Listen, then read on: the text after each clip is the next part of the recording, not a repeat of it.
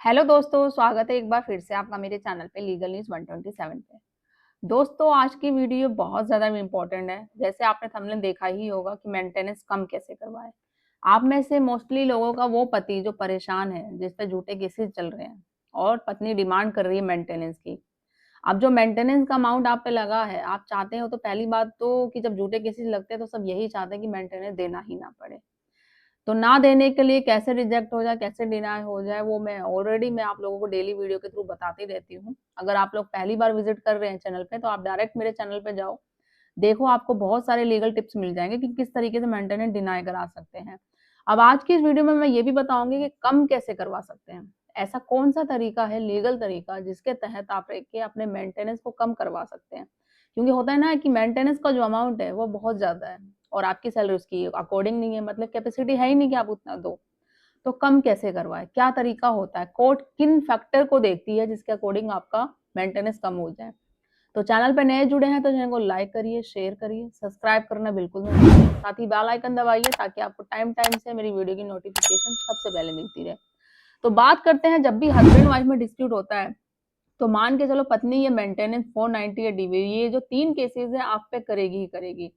अगर आपको लगता है कि आने वाले टाइम में पत्नी आपसे झगड़ा कर रही है और ये मुझ पे भी केसेस हो सकते हैं, तो इससे मैं कैसे बचूं, झूठे केसों से कैसे बाहर निकलूं, मेंटेनेंस कम कैसे कराऊं या बंद कैसे कराऊं, तो आप सही चैनल पे बिल्कुल आए। मैं हमेशा आपको कुछ ना सारी चीजें बताती रहती हूँ। तो आप चैनल पे जाइए, आपको बहुत सारी वीडियो 498 क्या होता है, डीवी क्या होता है, कैसे कम मेंटेनेंस कराया जा सकता है, कैसे झूठे केसों से बाहर निकला जा सकता है, सारी आपको लीगल गाइडेंस मिलेगी।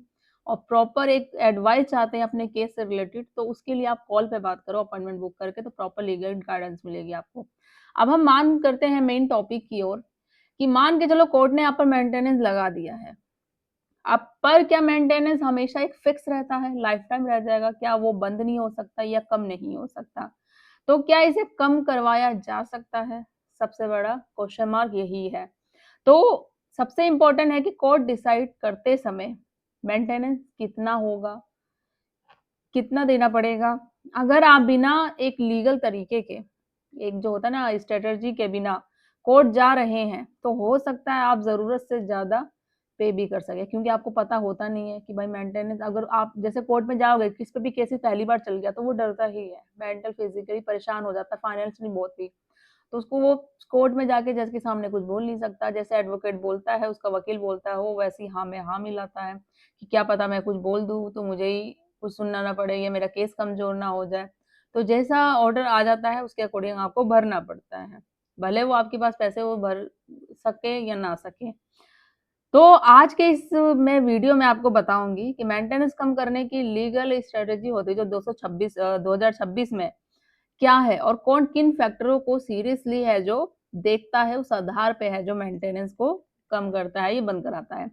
तो नंबर वन है, ध्यान से सुनिएगा और वीडियो पूरा देखिएगा, स्किप मत करके देखिएगा, क्योंकि फिर आधी अधूरी जानकारी आपको केस में नुकसान ही करेगी। तो कोर्ट मेंटेनेंस डिसाइड कैसे करता है? तो इसका जवाब है, कोर्ट इमोशनली बेस पर डिसीजन बिल्कुल नहीं लेता।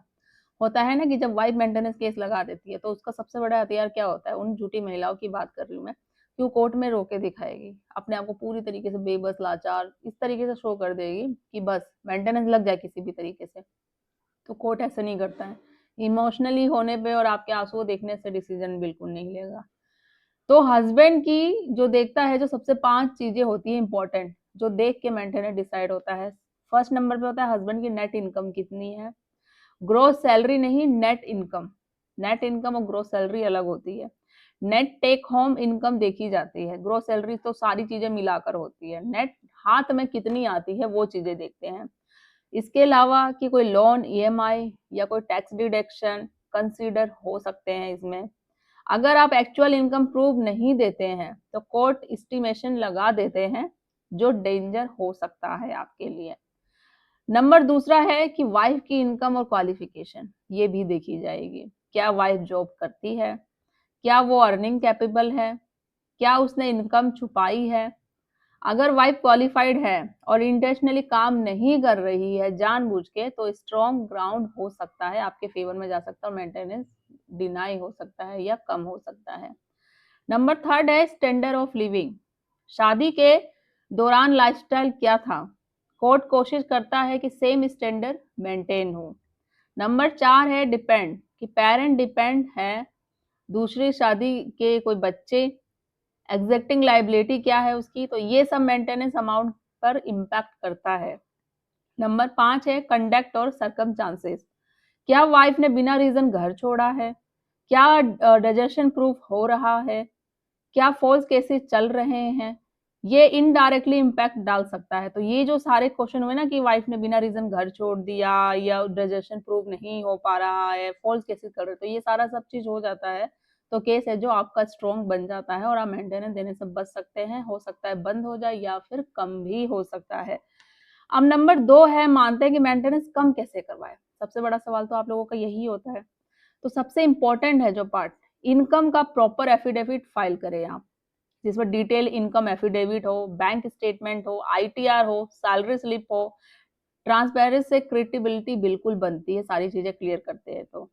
दूसरा है वाइफ की एक्चुअल इनकम प्रूव करें कि वो जॉब कर रही है तो उसकी इनकम कितनी है, लाइक सोशल मीडिया कोई एविडेंस आपके पास हो, लिंक्डइन पे प्रोफाइल हो, जीएसटी कोई रिकॉर्ड हो, company registration, bank transaction, court का जो भी कुछ अगर रिकॉर्ड्स वगैरह मिल जाता है तो हो सके तो कोर्ट में प्रूव करिए, इससे आपको ही फायदा मिलेगा कि पत्नी छुपा रही है, वो जॉब करती है बट छुपा रही है। सैलरी स्लिप, बैंक स्टेटमेंट, जब इनकम एफिड जमा करती है ना तो पत्नी सारी डिटेल नहीं देती, बोलती मैं बाद में दे दूंगी, सारी उसमें एनए एनए कर देती है। तो आप कोर्ट से डिमांड कर सकते हो कि जब तक पत्नी अपनी प्रॉपर इनकम एफिडेविट जमा नहीं करेगी, डिटेल्स में नहीं देगी, डॉक्यूमेंट नहीं देगी, मैं भी नहीं दूंगा, ये आप डिमांड कर सकते हो। इसके अलावा है फाइनेंशियली हार्डशिप प्रूव करें कि medical condition, job loss, business loan, loan burden, अगर जेन्युइन हार्डशिप हो तो मॉडिफिकेशन भी पॉसिबल है कि आपका जॉब लॉस हो गया है, कोई मेडिकल के कारण आप जॉब नहीं कर पा रहे, सैलरी कम हो गई या बिजनेस लॉस हो गया, तो ये सारी चीजें भी आप कर सकते हैं मेंटेनेंस कम करवाने के लिए। नंबर 4 है चेंज इन सर्कमस्टांसेस एप्लीकेशन, अगर ऑलरेडी मेंटेनेंस फिक्स हो चुका है आपके केस में और बाद में इनकम चेंज हुई है तो मॉडिफिकेशन पिटीशन फाइल कर सकते हो आप ऐसी सिचुएशन में। मेंटेनेंस परमानेंट फिक्स कभी नहीं होता है, उसको कम भी करवाया जा सकता है। अब जो कॉमन मिस्टेक है जो आप बहुत सारे लोग करते हैं वो क्या है, जो बिल्कुल नहीं करनी चाहिए, इनकम छुपाना, ये बिल्कुल नहीं करनी चाहिए। के जो कैश ट्रांजैक्शन रखना, ये भी नहीं करना चाहिए। कोर्ट में लाइफस्टाइल शो करना कि दिखाना मैं बहुत गरीब हूँ, मेरे को खाने पीने होता है ना कि लोग पहनावा करके आते जानबूझ के दिखाने की, इससे क्या पता हो सके मेरा मेंटेनेंस कम हो जाए, तो ये भी नहीं करना चाहिए। जो एक्चुअल आप हो उसी तरीके से आप रहो। इमोशनली आर्गुमेंट देना बिना प्रूफ के, ये भी नहीं करना चाहिए। तो कोर्ट सिर्फ डॉक्यूमेंट्स देखता है, ये सारी चीजें नहीं देखता है। अब प्रैक्टिकल रियलिटी क्या है जो आजकल चल रही है, ट्रेंड ये है कि court structure affidavit system follow कर रहे हैं, फाइनल से डिस्क्लोज डिटेल हो रहा है, फोर्स क्लेम करना रिस्की हो सकता है। तो बिना मेंटेनेंस कम करवाना इम्पॉसिबल बिल्कुल नहीं है, पॉसिबल है अगर आप चाहो तो, जो मैंने तरीके बताए हैं उसके अकॉर्डिंग आप करो तो।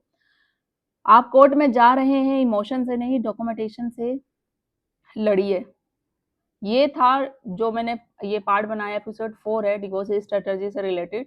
अगले एपिसोड में मैं बात करूंगी कि लाइक कंटेस्टेड डिवोर्स में टाइम कितना लगता है और उसको म्यूचुअल में आप किस तरीके से कंटेस्ट कर सकते हैं। अगर आप चाहते हैं मैं इस टॉपिक पे वीडियो बनाऊं तो कमेंट में लिख दीजिएगा, और कुछ क्वेरी हो सकती है तो आप कमेंट में कर सकते हैं। ज़्यादा से ज़्यादा हो तो शेयर करिए, चैनल को सब्सक्राइब करिए, लाइक करिए। जल्दी मिलूंगी मैं एक ऐसे इन्फॉर्मेटिव वीडियो में, तब तक के लिए थैंक यू।